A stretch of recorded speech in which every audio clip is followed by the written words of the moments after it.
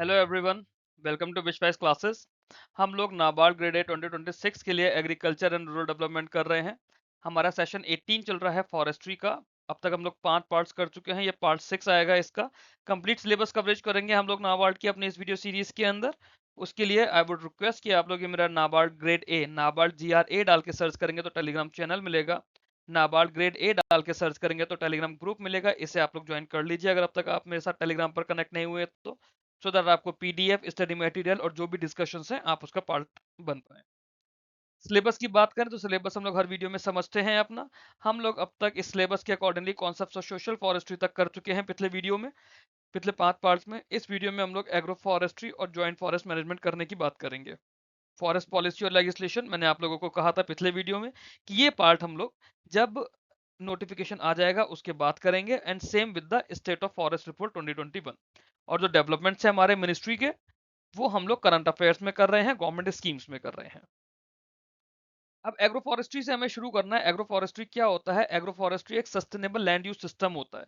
इसके अंदर फॉरेस्ट्री और एग्रीकल्चर को हम लोग साथ में मिला देते हैं बाय ग्रोइंग ट्रीज और woody perennials together with agriculture crops या फिर लाइव स्टॉक के साथ में on the same unit of land. तो जो कन्वेंशनल फार्मिंग होती है ना, उससे अलग हटके एग्रो फॉरेस्ट्री हमारे प्रॉफिट को और ज्यादा बढ़ाने की कोशिश करती है ना, हमारी प्रोडक्टिविटी बढ़ती है, इकोलॉजिकल इंटरेक्शन बढ़ता है among the trees crops and animals. इसमें मल्टीपल प्रोडक्ट्स हमें मिलते हैं apart from our regular agriculture produce. इसमें हमें टिम्बर मिलेगा, फ्यूल वुड मिलेगा, फॉडर मिलेंगे, फ्रूट्स मिलेंगे, मेडिसिन मिलेंगे, और एग्रीकल्चर प्रोड्यूस तो मिल ही रहा है। साथ साथ हमारे नेचुरल रिसोर्सेज इसमें कंजर्व रहेंगे और एनवायरमेंटल क्वालिटी भी बेटर होगी। नेचुरल रिसोर्सेज कैसे कंजर्व होंगे? कि वही जो timber, fodder, fuel wood, fruits, medicine के लिए जिसके लिए जंगल के पेड़ काटे जा रहे थे, अब जंगल का पेड़ नहीं कटेगा तो वहां पे हमारे नेचुरल रिसोर्सेज बचे रहेंगे। एग्रो फॉरेस्ट्री हमारे इंडिया जैसी कंट्री में बहुत ज्यादा इंपॉर्टेंट है। क्यों? क्योंकि हमारी पॉपुलेशन जैसे जैसे बढ़ रही है ना, तो हमारा पॉपुलेशन के बढ़ने का प्रेशर हो रहा है, सॉइल फर्टिलिटी हमारी कम होती जा रही है, क्लाइमेट चेंज हो रहा है, फॉरेस्ट का एरिया श्रिंक होता जा रहा है और डिमांड बढ़ती जा रही है। तो हमें ऐसे में सस्टेनेबल लैंड मैनेजमेंट प्रैक्टिसेस करनी ही पड़ेंगी, और agroforestry is one such practice. Food and agriculture organization FAO ने एग्रो फॉरेस्ट्री को डिफाइन करा है। They said that agroforestry is a dynamic ecologically based neutral resource management system. एक dynamic ecologically based natural resource management system है in which trees are deliberately integrated with crops. तो पेड़ों को deliberately integrate किया गया है crops के साथ, लाइव स्टॉक के साथ, on the same land management unit, so that किस लिए? To diversify and sustain production. Production diversify करने के लिए, सस्टेन करने के लिए, और साथ में हमें एनवायरमेंटल बेनिफिट्स मिल रहे हैं, इकोनॉमिक एंड सोशल बेनिफिट्स मिल रहे हैं। अब एनवायरमेंटल, इकोनॉमिक, सोशल बेनिफिट्स हमने अलग अलग तरह की फॉरेस्ट्री के पढ़े थे, यहाँ पर भी हम लोग देखेंगे आगे चलकर। एग्रो फॉरेस्ट्री के ऑब्जेक्टिव्स क्या है? सबसे पहली चीज, जो हमारी लैंड यूज है ना, लैंड यूज के अंदर हम लोग ट्रीज, क्रॉप्स, लाइव स्टॉक को ओवरऑल प्रोडक्टिव बढ़ाने के लिए इंटीग्रेट कर रहे हैं। ओवरऑल प्रोडक्टिविटी बढ़ाने के लिए इंटीग्रेट कर रहे हैं। Timber, fuel wood, fodder, fruits, fibre, medicinal plants या बाकी फॉरेस्ट प्रोड्यूस जो भी हैं, timber, fuelwood, fodder, fruits, fibre, medicinal plants या बाकी जो भी फॉरेस्ट प्रोड्यूस हैं, उन्हें हाउस होल्ड और कॉमर्शियल यूज के लिए एक सोर्स मिल जाएगा, तो उसके लिए हमें जंगल नहीं काटना पड़ेगा। सॉइल फर्टिलिटी बढ़ेगी through nutrient recycling, nitrogen fixation, addition of organic matter. ये तो वही चीजें हैं जो हम लोग बार बार पढ़ रहे हैं। सॉइल एंड वाटर कंजर्वेशन रहेगा इसके अंदर, है ना, सॉइल रिसोर्सेज को कंजर्व करेगा, वाटर रिसोर्सेज को कंजर्व करेगा क्योंकि इरोजन कम होगा, वाटर इन्फिल्ट्रेशन बढ़ेगा, मॉइस्चर रिटेंशन बढ़ेगा। फिर फार्म प्रोडक्शन को डाइवर्सिफाई मिलेगा, फार्मर्स इनकम के लिए दूसरे सोर्सेज मिलेंगे by producing multiple product from the same land. फिर इस सब के अलावा जो नेचुरल फॉरेस्ट है उनके ऊपर प्रेशर कम हो जाएगा by meeting the demand for wood and other forest from farmlands. जो भी फॉरेस्ट प्रोडक्ट्स होते हैं उनकी डिमांड अब हमारी खेती से ही या फिर फार्मलैंड से ही पूरी हो जाएगी, उसके लिए जंगल नहीं जाना पड़ेगा। तो improve biodiversity and ecological stability, biodiversity भी इंप्रूव होगी, इकोलॉजिकल स्टेबिलिटी भी बनी रहेगी क्योंकि एक डाइवर्स वेजिटेटिव सिस्टम बनेगा, आपके क्रॉप्स भी हैं और वहीं पे आपका जंगल भी हो रहा है। To mitigate climate change through carbon sequestration and improve ecosystem resilience, climate change को भी मिटिगेट करेगा, इकोसिस्टम का रेजिलियंस भी रहेगा, है ना। तो ये सारे हमारे ऑब्जेक्टिव्स हो जाते हैं एग्रो फॉरेस्ट्री के। एग्रो फॉरेस्ट्री की इंपॉर्टेंस क्या है? इंपॉर्टेंस में एग्रो फॉरेस्ट्री में काफी सारे बेनिफिट्स देती है, जिसे हमने क्लासिफाई कर दिया इकोलॉजिकल, सोशल और इकोनॉमिक बेनिफिट्स में। तो सबसे पहले इकोलॉजिकल इंपॉर्टेंस देखते हैं, या इकोलॉजिकल बेनिफिट्स क्या है। एग्रो फॉरेस्ट्री से हमारी सॉइल फर्टिलिटी बढ़ती है, क्योंकि जो लिटर डिकम्पोजिशन है या बायोलॉजिकल नाइट्रोजन फिक्सेशन है वो होता है थ्रू ट्रीज। फिर हमारा जो सॉइल इरोजन है वो हमारा रिड्यूस होता है। वो हम लोगों ने पीछे भी कई बार पढ़ा है कि पेड़ अगर हम लोग उगाते हैं तो पेड़ से हमारी मिट्टी, जो पेड़ की जड़ें होती है वो मिट्टी को पकड़ के रखती हैं, जिससे सॉइल इरोजन नहीं हो पाता। और फर्दर जब सॉइल है तो जो हमारा विंड और एयर की वजह से जो इरोजन होता है वो भी हमारा रुकता है काफी हद तक। Conserve water by increasing infiltration and reduce surface run of. जब पानी को अगर फ्री फ्लोइंग जगह मिल जाती है, बीच में पेड़ आ जाता है, तो पेड़ उस पानी को उतना फ्रीली नहीं फ्लो होने देता, तो उसमें काफी हद तक जो पानी है वो सरफेस के अंदर इन्फिल्ट्रेट हो जाता है और सरफेस रन ऑफ जो सरफेस पे बहने वाला है वो रिड्यूस हो जाता है। तो इस तरह से वाटर को भी कंजर्व करता है, ग्राउंड वाटर रिचार्ज बढ़ाता है। फिर फर्दर जब पेड़ खूब सारे लगे हुए हैं तो वहां पे तरह तरह की हमारे पास चिड़िया होंगी, तरह तरह की कीड़े होंगे, माइक्रो ऑर्गेनिजम्स होंगे, तो बायोडाइवर्सिटी को भी एनहेंस करता है। एग्रो फॉरेस्ट्री से बायोडाइवर्सिटी भी एनहेंस होती है क्योंकि हैबिटेट मिलेगा बर्ड्स को, इंसेक्ट्स को, माइक्रो ऑर्गेनिजम्स को। फिर हमारे ये इकोलॉजिकल इंपॉर्टेंस में है कि कार्बन सिंक की तरह काम करते हैं।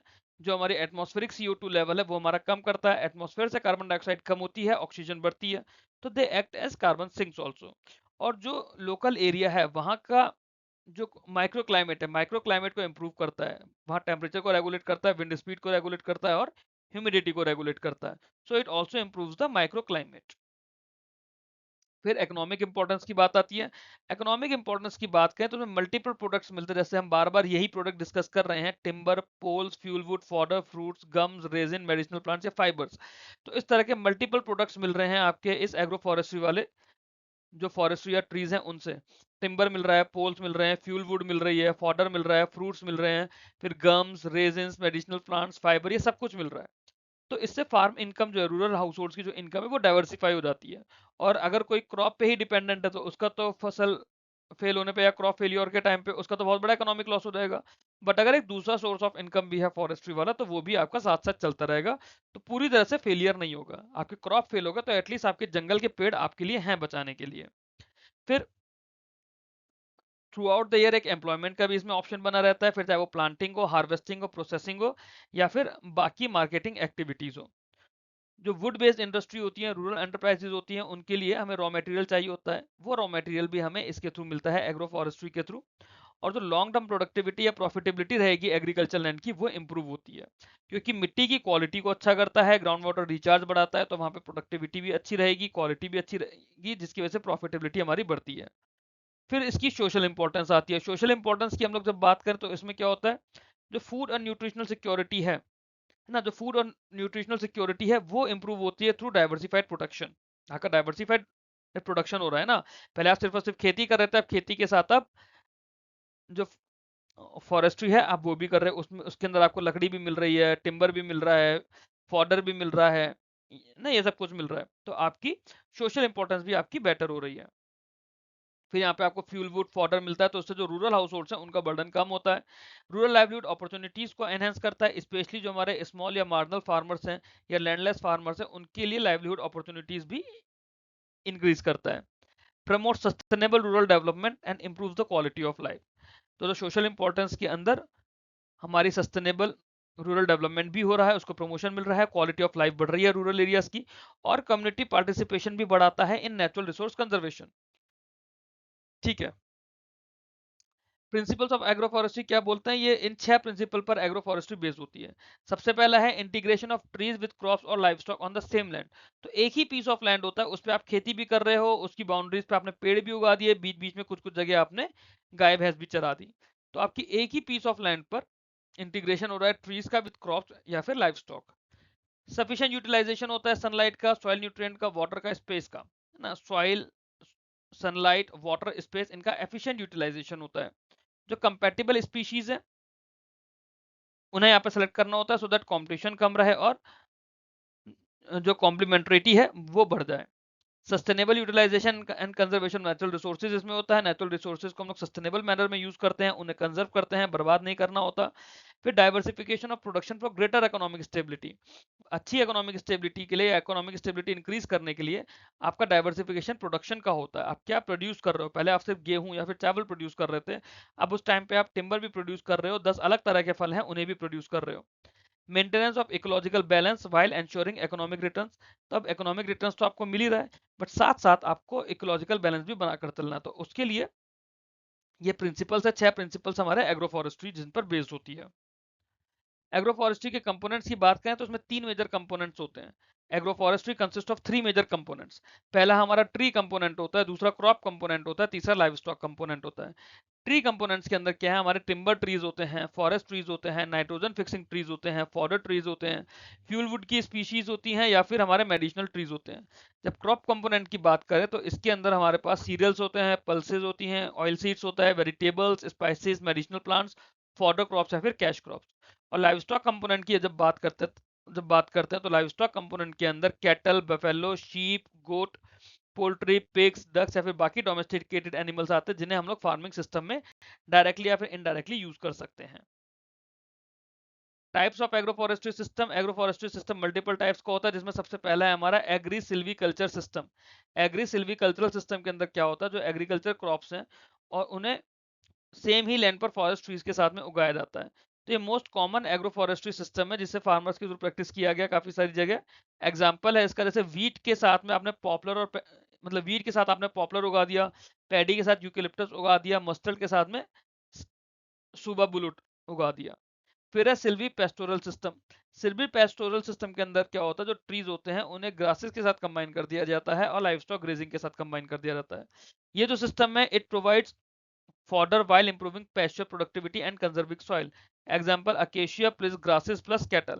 तो यहाँ पर क्या हुआ, आपको फॉडर मटेरियल भी मिल गया, पेस्टर प्रोडक्टिविटी आपकी इंप्रूव हो रही है। फिर हमारा एग्रो सिल्वी पेस्टोरल सिस्टम होता है। एग्रो सिल्वी पेस्टोरल सिस्टम के अंदर क्या होता है, जो हमारे ट्रीज हैं, एग्रीकल्चर क्रॉप्स है, लाइव स्टॉक्स है, उन्हें एक ही पीस ऑफ लैंड पे हमने इंटीग्रेट कर दिया है और ये most productive and sustainable agroforestry system है। तो एग्जाम में क्वेश्चन आएगा, which one of the following is the most productive and sustainable agroforestry system. So the answer is agrosilvopastoral system. फिर इसमें horti silviculture system होता है।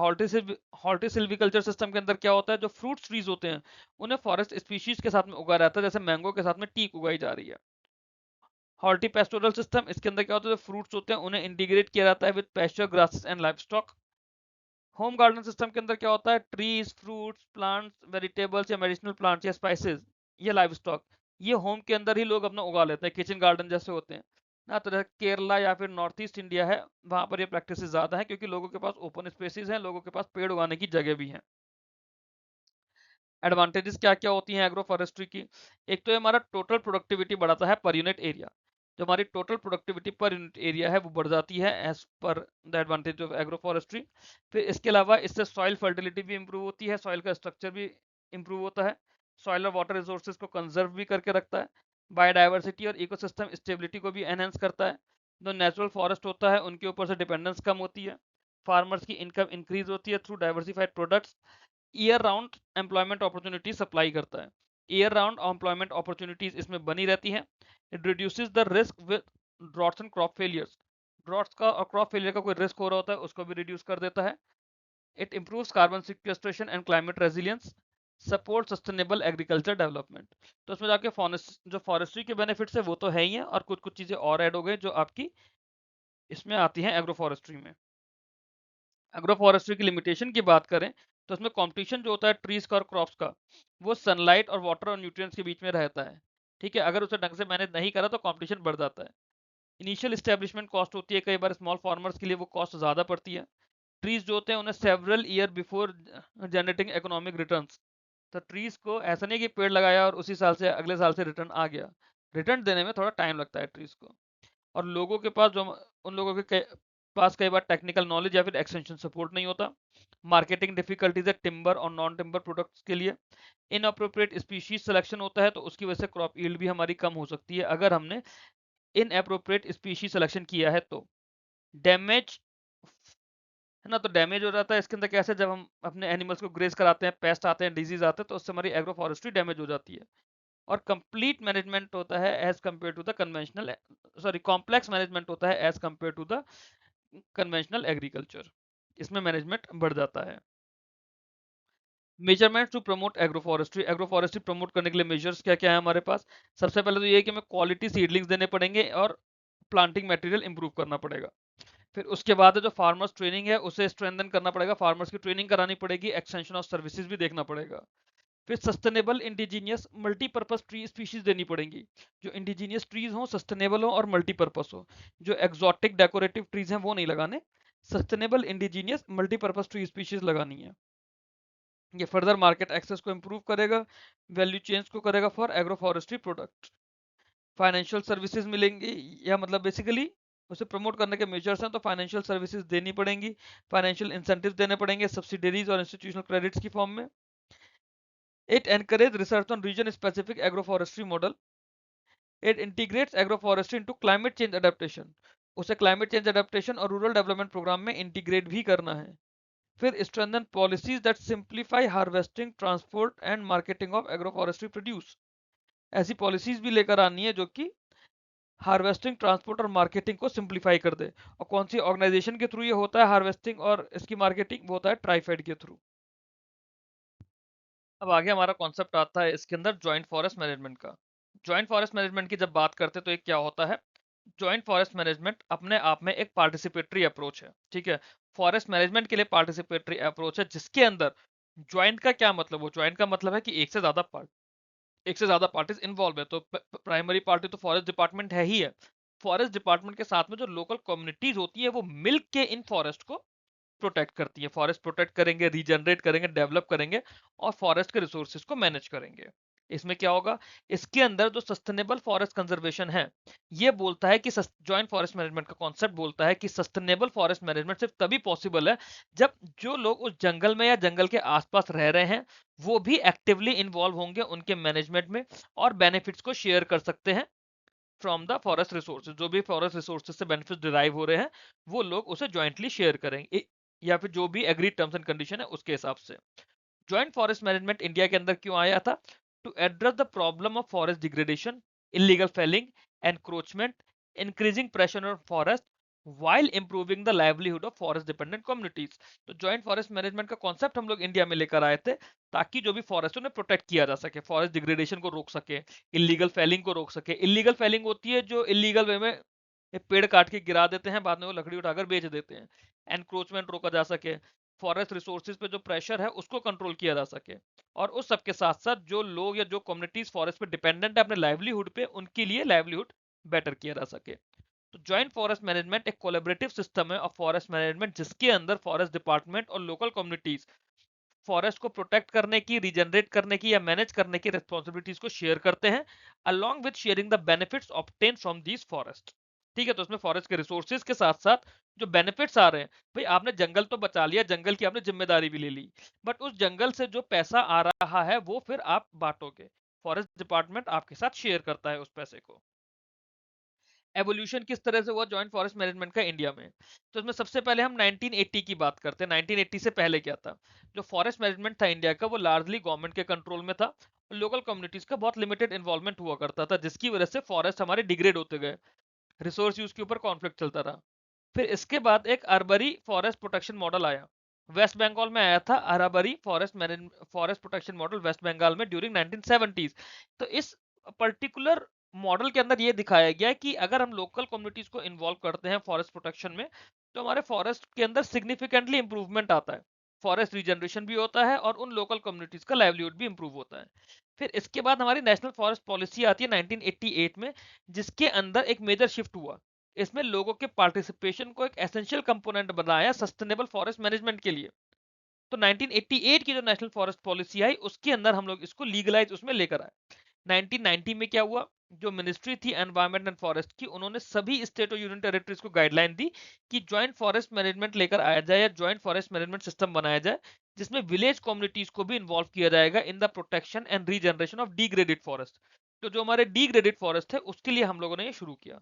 इन guidelines के आने के बाद हर स्टेट ने ज्वाइंट फॉरेस्ट मैनेजमेंट कमेटी बनाई गई या फिर उसके लिए विलेज फॉरेस्ट कमेटी बनी। इससे क्या हुआ? जो लोकल कम्युनिटीज थी उनके बीच में कोलेबोरेशन बढ़ा और फॉरेस्ट डिपार्टमेंट के साथ में, मतलब लोकल कम्युनिटीज का फॉरेस्ट डिपार्टमेंट के साथ में कोलेबोरेशन बढ़ा। जेएफएम के अंदर जो कम्युनिटीज थी उन्हें उनके राइट्स डिफाइन किए गए, रेस्पॉन्सिबिलिटीज बताई गई ताकि उनका पार्टिसिपेशन बढ़े फॉरेस्ट प्रोटेक्शन में भी, फॉरेस्ट रीजनरेशन में भी, और उन्हें बताया गया कि उन्हें क्या शेयर मिलेगा इन द बेनिफिट्स जो कि टिम्बर या फिर नॉन टिम्बर फॉरेस्ट प्रोडक्ट से मिलेंगे। भाई जंगल आप जब प्रोटेक्ट कर रहे हो, बट जंगल में से आप लकड़ी काट के बेच भी तो रहे हो, वो टिम्बर की फॉर्म में, या फिर जो नॉन टिम्बर फॉरेस्ट प्रोड्यूस है वो भी तो बेच रहे हो। तो उसमें उन्हें किस तरह से बेनिफिट्स मिलेंगे वो भी बताया गया। ओवर द टाइम जो प्रोग्राम था ये इंडिया के ऑलमोस्ट सभी स्टेट्स के अंदर एक्सपेंड होता चला गया, और it brought millions of hectares of degraded forest under participatory management, जिससे काफी रीजन में फॉरेस्ट कवर भी इंक्रीज हुआ। प्रेजेंट डे की अगर हम लोग बात करें तो जॉइंट फॉरेस्ट मैनेजमेंट एक लैंडमार्क पार्टिसिपेटरी अप्रोच है, जिसने फॉरेस्ट कंजर्वेशन को रूरल लाइवलीहुड डेवलपमेंट के साथ में कंबाइन करा, and it continues to support the objective of sustainable forest management in India. तो सस्टेनेबल फॉरेस्ट मैनेजमेंट भी होता रहा, आपके जो रूरल लाइवलीहुड था वो भी इंक्रीज होता रहा, वो भी इंप्रूव होता रहा, लोगों के पास पैसा भी आता रहा और लोगों का पार्टिसिपेशन भी बढ़ता रहा। ऑब्जेक्टिव्स क्या हैं जॉइंट फॉरेस्ट मैनेजमेंट के? जो हमारे डिग्रेडेड फॉरेस्ट हैं उन्हें रिस्टोर या रीजनरेट करना है थ्रू एक्टिव कम्युनिटी पार्टिसिपेशन। जो हमारी बायोडायवर्सिटी है उसे कंजर्व करना है, फॉरेस्ट की हेल्थ को इंप्रूव करना है। जो इलीगल फेलिंग है, फॉरेस्ट फायर है, एनक्रोचमेंट है या ओवर ग्रेजिंग है, इसको रिड्यूस करना है। सस्टेनेबल यूटिलाइजेशन होना चाहिए फॉरेस्ट रिसोर्सेज का। फॉरेस्ट डिपेंडेंट कम्युनिटीज को लाइवलीहुड इंप्रूव होना चाहिए। ये सब हमारे ऑब्जेक्टिव्स है जॉइंट फॉरेस्ट मैनेजमेंट के। लोगों का पार्टिसिपेशन बढ़ाना है in forest protection as well as in management. Equitable sharing of benefits रहेगा लोकल कम्युनिटीज और फॉरेस्ट डिपार्टमेंट के बीच में। लॉन्ग टर्म कंजर्वेशन रहेगा और सस्टेनेबल फॉरेस्ट मैनेजमेंट रहेगा। ये हमारे ऑब्जेक्टिव्स हो गए जॉइंट फॉरेस्ट मैनेजमेंट के। फिर प्रिंसिपल्स क्या है जॉइंट फॉरेस्ट मैनेजमेंट के? प्रिंसिपल में है कि फॉरेस्ट डिपार्टमेंट का और लोकल कम्युनिटीज के बीच में पार्टनरशिप रहती है, शेयर्ड रिस्पॉन्सिबिलिटी रहती है फॉरेस्ट प्रोटेक्शन के लिए भी और रीजनरेशन के लिए भी। जो बेनिफिट्स निकल कर आ रहे हैं फॉरेस्ट रिसोर्सेज से उसकी इक्विटेबल शेयरिंग होती है। कम्युनिटी पार्टिसिपेशन रहेगा प्लानिंग में, इम्प्लीमेंटेशन में, मॉनिटरिंग में। सस्टेनेबल यूटिलाइजेशन किया जाएगा फॉरेस्ट रिसोर्सेज का। बायोडायवर्सिटी और इकोलॉजिकल बैलेंस को कंजर्व करके रखा जाएगा। और अकाउंटेबिलिटी और ट्रांसपेरेंसी रहेगी डिसीजन मेकिंग के अंदर। तो ये हमारे 7 प्रिंसिपल्स हैं जॉइंट फॉरेस्ट मैनेजमेंट के लिए। ऑर्गेनाइजेशनल स्ट्रक्चर की बात करें तो इसके अंदर क्या होता है, एक हमारा फॉरेस्ट डिपार्टमेंट होता है। फॉरेस्ट डिपार्टमेंट का काम है कि टेक्निकल गाइडेंस देगा, मैनेजमेंट प्लान्स बना कर देगा, और जो प्लांटिंग मटेरियल है वो सप्लाई करेगा, इम्प्लीमेंटेशन को मॉनिटर करेगा, और जो फॉरेस्ट लॉज एंड रेगुलेशन है इंश्योर करेगा कि सब कुछ उन लॉज एंड रेगुलेशन के साथ कंप्लायंस में रहे। फिर हमारी जॉइंट फॉरेस्ट मैनेजमेंट कमेटी आती है, जेएफएमसी। जेएफएमसी क्या होता है, इसको कई बार कुछ स्टेट्स में विलेज फॉरेस्ट कमेटी के नाम से, वीएफसी के नाम से भी कहा जाता है। ये विलेज लेवल पे बनाई जाती है। इसमें local residents including women, tribal communities या फिर बाकी जो फॉरेस्ट डिपेंडेंट ग्रुप्स हैं वो सब लोग होते हैं जॉइंट फॉरेस्ट मैनेजमेंट कमेटी के अंदर। This committee is responsible for protecting forest, preventing illegal activities, assisting in plantation, regeneration work, maintaining records and distributing benefits among the members. तो सारा काम जेएफएमसी के पास होता है। फॉरेस्ट डिपार्टमेंट सिर्फ टेक्निकल गाइडेंस देगा, मैनेजमेंट प्लान देगा, प्लांटिंग मटेरियल देगा, और दूर से एक तरह से उसकी जो भी इंप्लीमेंटेशन है उसकी प्रोग्रेस को मॉनिटर करेगा और इंश्योर करेगा कि जो भी काम हो रहा है वो फॉरेस्ट लॉज एंड रेगुलेशंस के अकॉर्डिंगली कंप्लायंस में रहे। और जेएफएमसी, जिसे कुछ स्टेट में विलेज फॉरेस्ट कमेटी भी कहते हैं, ये विलेज लेवल पर बनाई जाएगी। इसका काम होगा, it includes women, tribal communities या बाकी डिपेंडेंट लोग। इसका काम होगा फॉरेस्ट को प्रोटेक्ट करना, इलीगल एक्टिविटीज को रोकना, प्लांटेशन में असिस्ट करना, रीजनरेशन वर्क करना। उसके बाद जो सबसे इंपॉर्टेंट है, हर चीज का रिकॉर्ड बनाना और बेनिफिट्स को अमंग द मेंबर डिस्ट्रीब्यूट करना। ये सारा काम जेएफएमसी का हो जाता है। जेएफएमसी के फंक्शंस क्या रहे, वही जो भी हम लोगों ने पीछे समझे।